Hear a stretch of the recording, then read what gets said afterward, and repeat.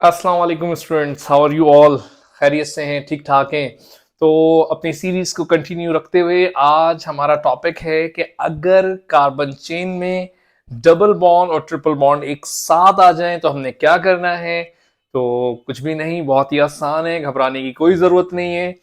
20 minute में 15 minute में हम ये सीख जाएंगे। हमारा कोई लेक्चर घंटों का नहीं है। सिंपल आपने 10 से 15 20 मिनट में सीख जाना है कि डबल बॉन्ड ट्रिपल बॉन्ड अगर एक साथ आए तो क्या करना है।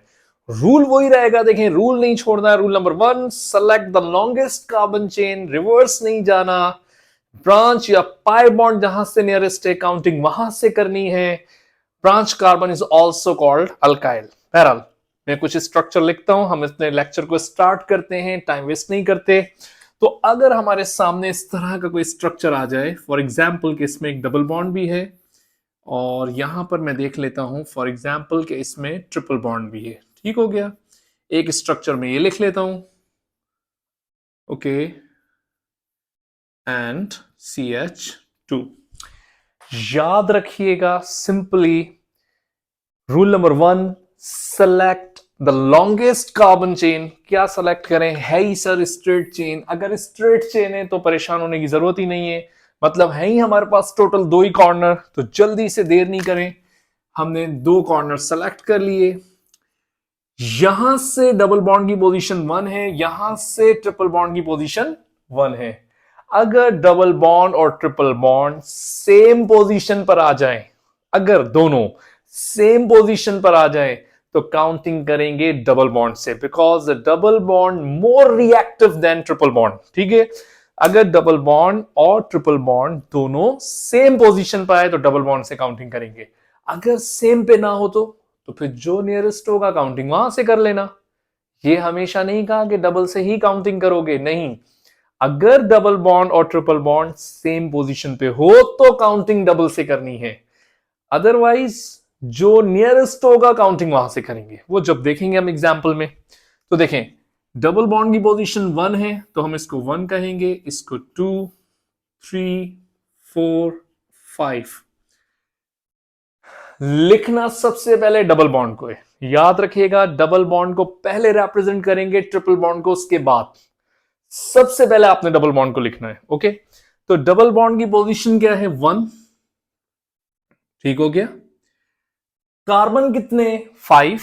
तो 1 पेंट और 1 पेंट के साथ, अच्छा, डबल बॉन्ड को आपने कार्बन के साथ रिप्रेजेंट करना है। ठीक है, तो डबल बॉन्ड रिप्रेजेंटेड बाय इन, तो 1 पेंटीन। 1 पेंटीन, 1 कह रहे हैं डबल बॉन्ड की पोजीशन को, 5 किसको कह रहे हैं? 5 कार्बन को पेंट, और याद रखिएगा इन। ठीक हो गया। एक चीज यहां पर मैंने लिख दी है जिसको मिटानी है, इसलिए लिखी कि आप ये गलती नहीं करेंगे। याद रखें, अगर डबल बॉन्ड और ट्रिपल बॉन्ड साथ में आए तो ENE कंप्लीट नहीं लिखते। ENE हम पूरा नहीं लिखते। ENE में से E को हटा देते हैं लास्ट वाले, तो हम E को हटा देंगे। 1 पेंटीन पढ़ेंगे इसको पेंटीन ही, लेकिन E नहीं होगा। अब ट्रिपल बॉन्ड की पोजीशन को मेंशन करना है। ट्रिपल बॉन्ड की पोजीशन कौन सी है? 4। ठीक हो गया। दोबारा से लिखें पेंटाइन नहीं, दोबारा से पेंटाइन लिखने का मतलब हो गया आपने पेंटीन भी लिखा, पेंटाइन भी लिखा, मतलब 2 दफा 5 कार्बन। 2 दफा 5 कार्बन का मतलब हो गया 10 कार्बन, तो ये गलत हो जाएगा। अब सिर्फ हमने किसको मेंशन करना है? ट्रिपल बॉन्ड को। सही है, ट्रिपल बॉन्ड रिप्रेजेंटेड बाय आइन, तो हमने लिखना है 4 आइन, जस्ट ये लिखेंगे। क्लियर हो गई बात? ये बहुत ही सिंपल था। डबल बॉन्ड ट्रिपल बॉन्ड देखें सेम पोजीशन पे था, प्रेफर किसको किया? डबल बॉन्ड को किया। यहां पर एक चीज याद रखनी है, अगर डबल बॉन्ड ट्रिपल बॉन्ड साथ आ जाएं तो ENE पूरा नहीं लिखेंगे, ENE में से E को रिप्लेस कर देंगे बस। क्लियर हो गई बात? एक और एग्जाम्पल मैं लिखता हूं यहां पर आपको समझाने के लिए, बहुत ही सिंपल है। अगर हमारे सामने इस तरह का स्ट्रक्चर हो, देखें, ये भी आपके लिए एक बहुत ही सिंपल सी एग्जाम्पल है। इसमें मैंने ब्रांच भी ऐड कर देता हूं फॉर सपोज, और ब्रांच भी ऐड कर देते हैं। ठीक हो गया। यहां पर मैं डबल बॉन्ड भी ऐड कर देता हूं, CH3, ओके, CH, ओके। अब देखें rule number 1, select the longest carbon chain. वो रास्ता जहां ज्यादा कार्बन हो वो रास्ता अपनाना है। तो रूल नंबर 1 के तहत अगर हम देखते हैं तो हमारे पास से 1 2 3 4 5 6 नीचे जाएंगे नहीं, क्योंकि हमने पहले ही पढ़ा है डबल बॉन्ड और ट्रिपल बॉन्ड वाले कार्बन्स को हम नहीं छोड़ सकते, उनके साथ कोई बेवफाई नहीं कर सकते, उनको अपने काउंटिंग में इंक्लूड करना लाजमी है। तो इसका मतलब ये हो गया कि ये डबल बॉन्ड यहां पर है, ट्रिपल बॉन्ड यहां पर है, तो काउंटिंग स्ट्रेट ही होगी। ठीक है, चाहे ब्रांच में कितने ही कार्बन होते हम उनको छोड़ देते डबल बॉन्ड और ट्रिपल बॉन्ड की खातिर। तो देखें यहां पर, अब ये एक कार्बन वाली ब्रांच, ये एक कार्बन वाली ब्रांच, ये दो कार्बन वाली ब्रांच, और ब्रांच कार्बन को पढ़ते क्या है? अल्काइल। ब्रांच कार्बन को क्या पढ़ते हैं? अल्काइल पढ़ते हैं। तो पहले तो बात की बात है अल्काइल, सबसे पहले काउंटिंग सेलेक्ट कर लेते हैं। कहां से करनी है? यहां से काउंट करूं तो ट्रिपल बॉन्ड की पोजीशन 1 है, यहां से काउंट करूं तो डबल बॉन्ड की पोजीशन 2 है। तो मैंने आपसे कहा था अगर डबल बॉन्ड और ट्रिपल बॉन्ड सेम पोजीशन पे हो तो काउंटिंग कहां से करेंगे? डबल बॉन्ड से। अगर सेम पोजीशन नहीं है तो फिर जो नियरेस्ट होगा काउंटिंग वहां से होगी। तो नियरेस्ट कौन है? ट्रिपल बॉन्ड है, तो काउंटिंग यहां से ही होगी 1 2 3 4 5 6। अच्छा देखें, सबसे पहले किसको लिखते हैं? ब्रांचेस को। वो मुतासरीन कार्बन जिनको नंबर नहीं मिले हम उनको पहले मेंशन करते हैं कि भाई ये मुतासरीन है, इनको बताएं ये कौन कौन सी जगहों पर रहते हैं। तो यहां पर दो तरह की ब्रांच है, एक एक कार्बन वाली ब्रांच है और दूसरी दो कार्बन वाली ब्रांच है। तो दो कार्बन वाली ब्रांच को पढ़ते हैं इथाइल और एक कार्बन वाली ब्रांच को कहते हैं मीथाइल। तो इथाइल की स्पेलिंग स्टार्ट होती है ई से और मिथाइल की एम से। तो अल्फाबेटिकल पहले किसको लिखेंगे? ई को। तो 4 पोजीशन है इथाइल, और मिथाइल की पोजीशन कौन सी है? 3। दूसरे वाले मिथाइल की पोजीशन भी 3, 3,3 मिलाकर लिखेंगे। जैसे कि कार्बन डाइऑक्साइड डाई लगाते हैं, ठीक है, तो ये भी 2 दफा है, तो डाई मिथाइल। ओके। अच्छा, भले आपने काउंटिंग ट्रिपल बॉन्ड से की हो लेकिन लिखेंगे हम पहले डबल बॉन्ड को ही। कुछ भी हो जाए लिखना हमने पहले डबल बॉन्ड को ही है। तो डबल बॉन्ड की पोजीशन क्या है? 4 4। Number of carbon 6 hex. Double bond के साथ लिखेंगे इन, लेकिन इन में हम ई नहीं लगाएंगे। अगर डबल बॉन्ड ट्रिपल बॉन्ड एक साथ आ जाएं तो हम डबल बॉन्ड का जो इन है वो पूरा नहीं लिखेंगे, इन करके फिर हम यहां पर हाइफन लगा देंगे। देन ट्रिपल बॉन्ड की पोजीशन बताएं कौन सी है? 1। तो ये हो जाएगा 1, okay, and triple bond represented bye आइन, 1 आइन। और बार बार आपको ये रूल शुरू में भी बता चुका हूं, याद कर लें कि डिजिट और डिजिट फिर लिख देता हूं के दरमियान कॉमा लगता है। ये बुक्स में अमूमन नहीं लिखे होते रूल। डिजिट और याद रखेगा वर्ड के दरमियान हाइफन लगता है, हाइफन लगता है।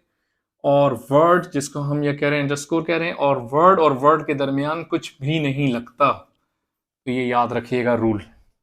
कुछ और एग्जाम्पल 3-4 कर लेते हैं, आपको आसान लगेगा। क्लियर हो गई? एग्जाम्पल हम और करते हैं। अगर हमारे सामने इस तरह का स्ट्रक्चर हो, डबल बॉन्ड भी देखें ज्यादा 2 दफा हो, ट्रिपल बॉन्ड भी अगर यहां पर ज्यादा टाइम हो, हम देख लेते हैं इसको, इस तरह के स्ट्रक्चर को किस तरह सॉल्व किया जाएगा। ठीक है, एक ब्रांच भी ऐड कर देता हूं यहां पर। ठीक हो गया, ये सबकी वैलेंसी कंप्लीट है। अगर नहीं कंप्लीट हो तो आप खुद कर लिएगा वैलेंसी कंप्लीट, कोई इशू नहीं है। तो rule number 1, select the longest carbon chain. Straight ही जाएंगे क्योंकि ब्रांच में जा नहीं सकते। अगर ब्रांच में 10 कार्बन भी होते तो हम उनको छोड़ ही देते, क्योंकि रूल ये कहता है पाई बॉन्ड को हम अपनी काउंटिंग में इंक्लूड लाजमी करेंगे। तो देखें यहां पर रूल नंबर 1 के तहत select the longest carbon chain, select कर ली। फिर उसके बाद जहां से पाई बॉन्ड नियरेस्ट हो, तो यहां से भी पाई बॉन्ड की पोजीशन 1 है, यहां से भी पाई बॉन्ड की पोजीशन 1 है, मगर याद रखिएगा डबल बॉन्ड ट्रिपल बॉन्ड अगर सेम पोजीशन पर आ जाए तो काउंटिंग कहां से होगी, डबल बॉन्ड से होगी। तो हमने काउंटिंग यहां से करनी है 1 2 3 4 5 6 7। ओके, तो ये क्या है, हमारी ब्रांच कार्बन है। ठीक हो गया, जो कार्बन काउंट नहीं होगा उसको नाम देंगे ब्रांच कार्बन। सबसे पहले आप ब्रांच कार्बन को ही मेंशन करें। तो ब्रांच कार्बन क्या है, 3 पोजीशन है। एक कार्बन वाली ब्रांच को क्या पढ़ेंगे, मिथाइल। मिथाइल हमने लिखा। उसके बाद डबल बॉन्ड की पोजीशन लिखें 1 है, डबल बॉन्ड की पोजीशन क्या है, 2 है। ओके, कितने कार्बन है, 7 हैप्ट। सही है। डबल बॉन्ड कितनी दफा है, 2 दफा है। अगर 2 दफा डबल बॉन्ड है तो हम लिखेंगे डाई इन, बट ई नहीं लगाएंगे, डाईन हमने लिख दिया। कुछ भी हो डबल बॉन्ड को हमने पहले लिखना है, उसके बाद हमने लिखना है ट्रिपल बॉन्ड को। देन उसके बाद देखें ट्रिपल बॉन्ड की पोजीशन क्या है, 4,6 डाई आइन। ठीक हो गया, डाइन नहीं, डाइन नहीं है, डाई आइन है। डाइन अलग चीज होती है, ठीक है, डाइन खा जाएगी। तो ये डाई आइन है, अलग अलग इसको यूं पढ़ेंगे। तो 4 पे था ट्रिपल बॉन्ड, 6 पे था ट्रिपल बॉन्ड, 2 दफा थे डाई लिखा और ट्रिपल बॉन्ड रिप्रेजेंटेड बाय आइन। क्लियर हो गई बात। ये एक स्ट्रक्चर और कर लेते हैं, आपको और समझ में आ जाएगा। लास्ट स्ट्रक्चर और आपको सॉल्व करा दूं मैं। अगर इस तरह का स्ट्रक्चर हमारे सामने आ जाए तो हम क्या करेंगे,